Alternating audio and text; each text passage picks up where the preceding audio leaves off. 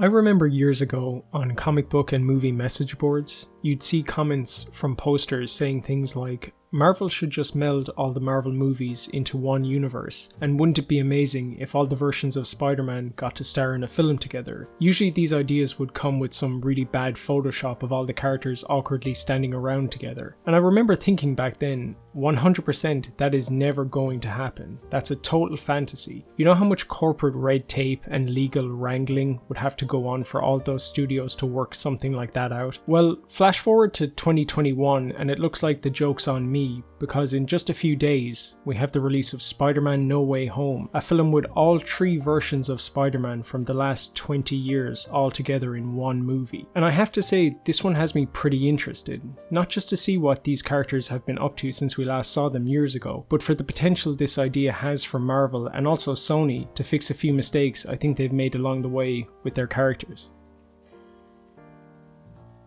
One of the more common complaints you hear from fans about the MCU Spider-Man is about the suit, or I guess I should say suits that Peter uses, that they make things too easy for Peter, and yeah, I have to agree with that. These suits are just a little too much for a street level hero like Spider-Man. I think the suits have their place in the MCU and can be used to good effect at times, and in the context of the MCU it makes sense that Tony Stark would give Peter a suit when he's just starting out so he can master his abilities a bit more, and of course Tony Stark would build in some safeguards so this kid doesn't get himself killed. I don't mind Spider-Man getting an advanced suit for something like an away mission, like in Infinity War, where he has to fight on another planet.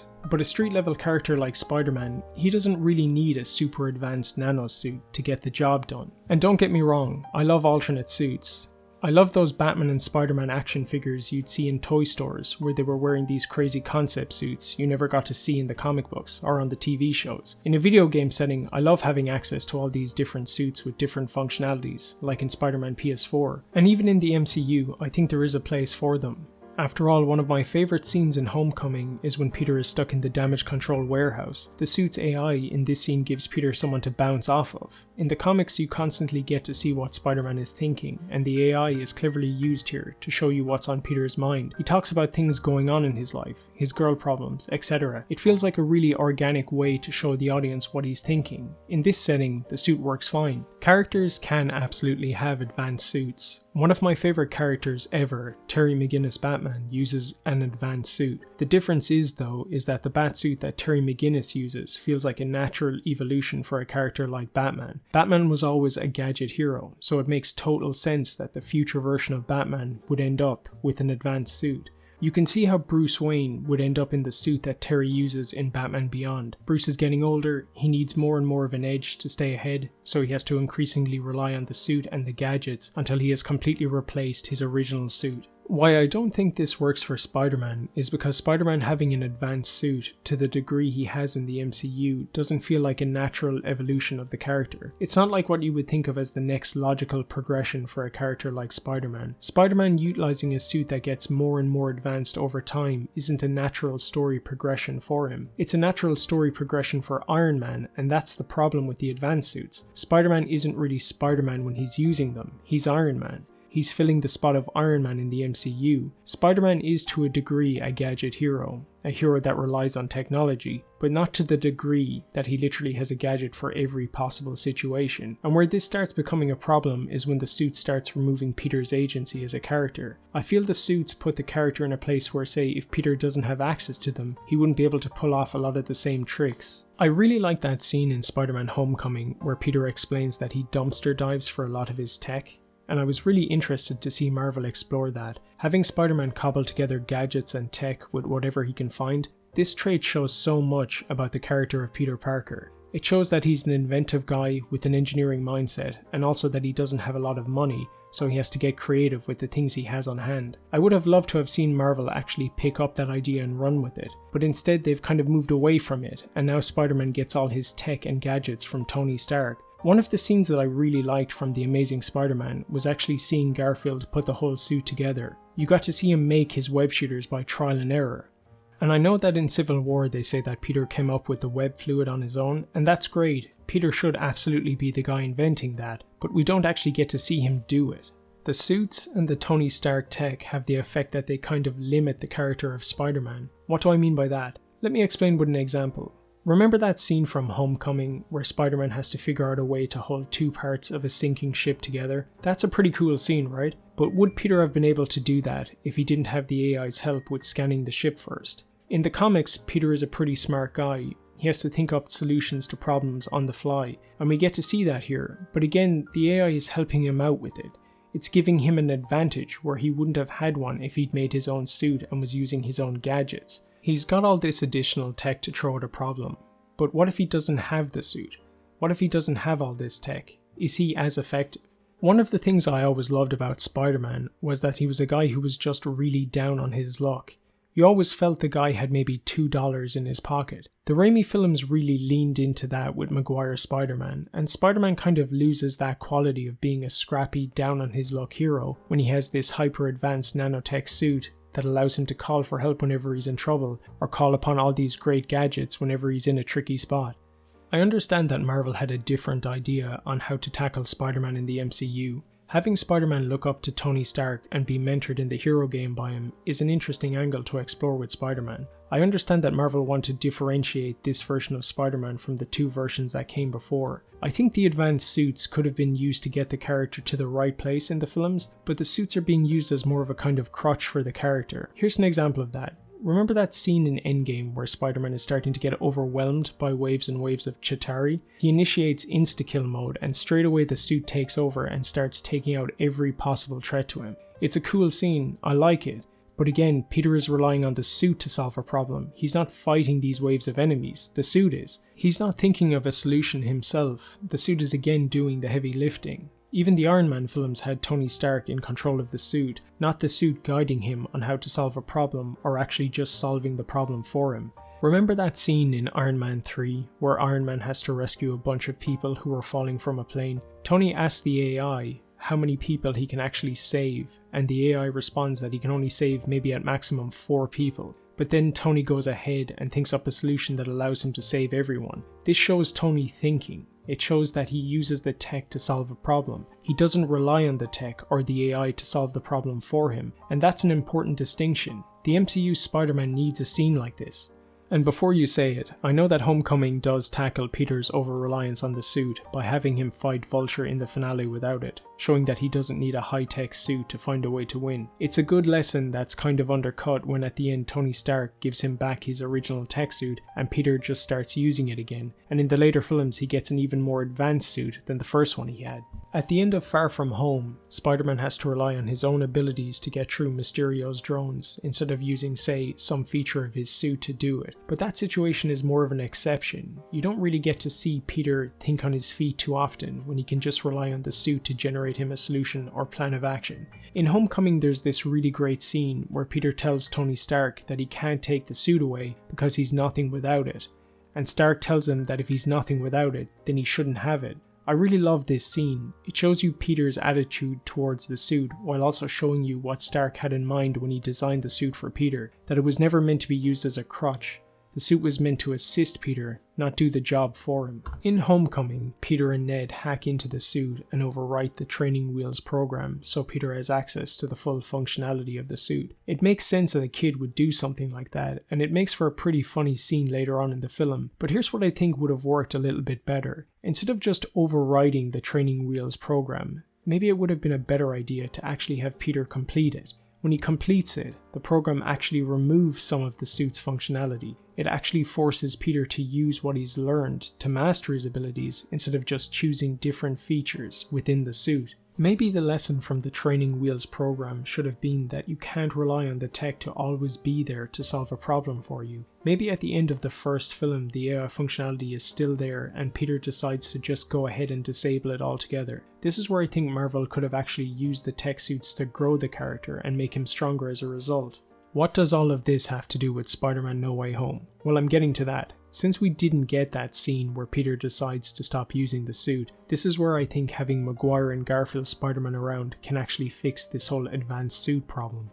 Maybe have a scene where either Maguire or Garfield sees Holland's suit in action and are initially impressed by it, but as the film goes on they see that MCU Spidey is over-reliant on it and it's actually holding him back. Or maybe have Peter see what Maguire and Garfield's Spider-Man are capable of without any tech.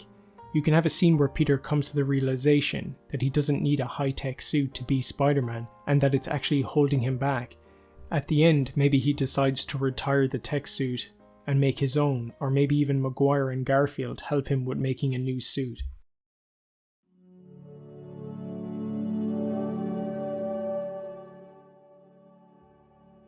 Spider-Man 3 was released on May 3rd, 2007. The last time we saw Tobey Maguire in the suit was almost 15 years ago. Spider-Man 3 doesn't end on a joyous web-swinging scene like the other two films. It ends on a quieter scene of Peter and MJ slow dancing together. Now we are seeing this version of Spider-Man 15 years after that last scene, and that's really interesting to me. I want to know what this guy has been up to in all that time. What new villains has he run into? How has his world changed? Does his world have other heroes now? Does he have kids now? You saw this version of Spider-Man start out as a young man. How has he changed as Spider-Man now that he's gotten older? I want to see Marvel and Sony actually tackle these questions with their characters. I never thought we would get to see Maguire back in the suit again, so now that he is back, I really want to see Marvel dig into this idea. Considering the amount of money this film is going to make, I really doubt this is the only time we'll get to see Garfield and Maguire back as Spider-Man. What's really interesting for me about this whole thing is where Marvel can go with these versions of the characters from here. Spider-Man has always been cast as a young guy in all of his films, so this is a pretty unique opportunity for Marvel to explore a character we saw start out young and is now getting older. I want to see Marvel break out from their usual formula and start making more smaller scale, character driven and personal stories. And I think having Maguire back in the role of an older Spider-Man would be a good place to start with that. We've seen Maguire start his career as Spider-Man. Now I want to see how that journey's been going for him over the last 20 years. This is actually one of the reasons why I love Logan so much. It's way more powerful and impactful seeing a character older and more hardened when you grew up with that character. You've seen them go through some stuff, you've seen them age. I've always been a sucker for exploring these characters as they age. It's one of the reasons why I'm so excited to see Keaton back as Batman in the upcoming Flash film. All of this goes for Garfield too. The Amazing Spider-Man 2 was released in 2014. That's 7 years ago, and this version of Spider-Man has been operating in canon since then. I actually think this is a great second chance for Garfield's Spider-Man. The Amazing Spider-Man movies didn't really do right by the character of Spider-Man, and this wasn't any fault of Garfield's. It was the writing that left those films down, and as a result, we got a version of Spider-Man that wasn't really anything like what Spider-Man was supposed to be. Now with a second chance and with new writers on board, Marvel can really fix this version of Spider-Man and give us an authentic version of Spider-Man with Garfield under the mask. This might be getting a little bit ahead of myself, but I actually want to see Marvel kind of sub in these versions of Spider-Man into the Marvel universe in some way, and continue on with their stories. I want to see the MCU through Maguire's eyes as a total outsider. We've actually seen the world that Maguire's Spider-Man comes from, so we'd understand how strange the world of the MCU is to him. It would be pretty surreal seeing Maguire's Spider-Man interact with other characters from the MCU, and I want to see what Marvel could do with Garfield as Spider-Man, considering the guy never really got a fair shake in his own films. With Garfield, it's a second chance to put something right that didn't work the first time out with a really talented actor. I hope it's not just going to be a case of some occasional cameo appearances for these two in future films. There's an opportunity for Marvel here to do something really unique.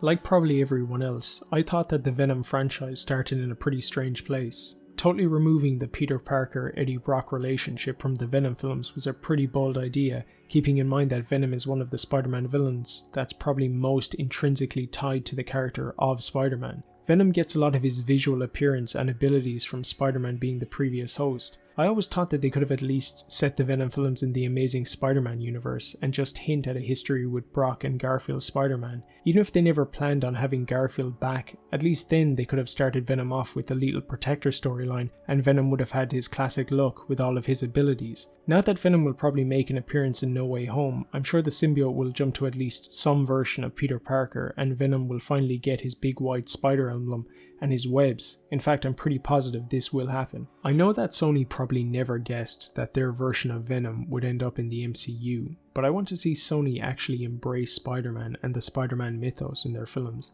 I've never been a fan of this idea of taking a character that's kind of synonymous with an existing franchise and then cutting away all connectivity to that franchise, leaving the character totally removed from something they were intrinsically tied to. The relationships between characters, the backstories and histories are often the most interesting stuff. Removing a character totally from a franchise limits the writers on these projects too, because they can't draw from the source material anymore for interesting ideas. And in the case of Venom, a lot of this character growth from villain to anti-hero involves a shared past with Spider-Man. Now that Venom looks to be part of the MCU, let's actually see what Sony can do now that they don't have any limitations on what they can and can't use surrounding Spider-Man anymore. My first interaction with seeing Venom was in the 90s cartoon series, and one of the things that really stuck with me about that version of Venom was how relentless this guy was, and how much he absolutely hated Peter Parker. While it's sad that we probably won't get to see the whole Peter Parker Eddie Brock storyline adapted with these versions of the characters, like it's a little hard to see this nice guy version of Eddie Brock go out to Queens and push a tree on top of Aunt May's house just to mess with Peter. I still want to see Marvel do something with these two to put them at odds with each other and actually make them enemies. One of the biggest Spider-Man villains is Venom.